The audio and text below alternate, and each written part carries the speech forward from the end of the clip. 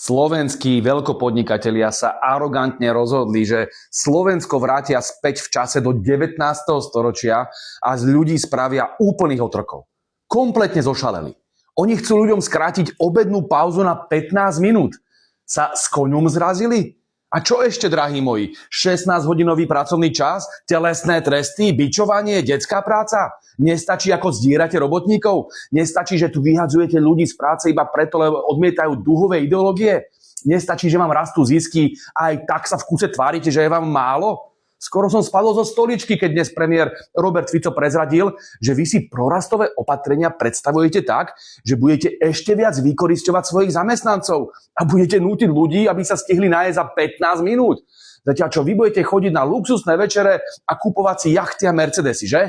Zabudnite. My tu nie sme na to, aby sme tu vytvárali Eldorado pre zbohatlíkov a kapitalistov a nadnárodné banky a korporácie. My sme tu na to, aby sme chránili ľudí. Čo si to vôbec dovolujete? Vy a tí vaši liblingovia z PS, SAS a celej tej trápnej pravice. Nestačí, že útočíte na pracujúcich ľudí a chcete im zobrať ešte aj čas na obed. Nestačí, že útočíte na seniorov a chcete im zobrať 13. dôchodky. Vy ešte útočíte aj na matky a chcete skracovať matersku. Vy ste normálne, že vyhlasili ľuďom na Slovensku triedny boj?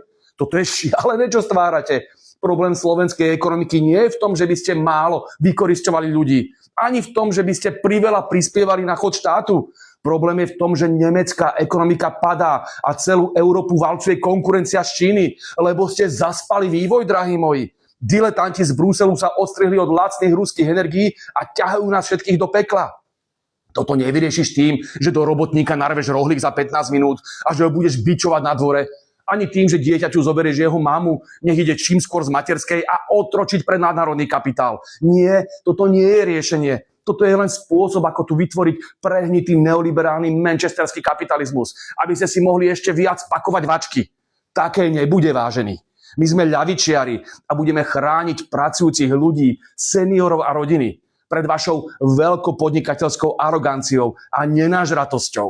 Vy buďte radi, že na čele štátu je Robert Fico, ktorý vždy veril v sociálny dialog a sociálny zmier. Lebo sú medzi nami aj takí, ktorí by veľmi radi zdvihli hodenú rukavicu a trochu s vami narobili poriadok.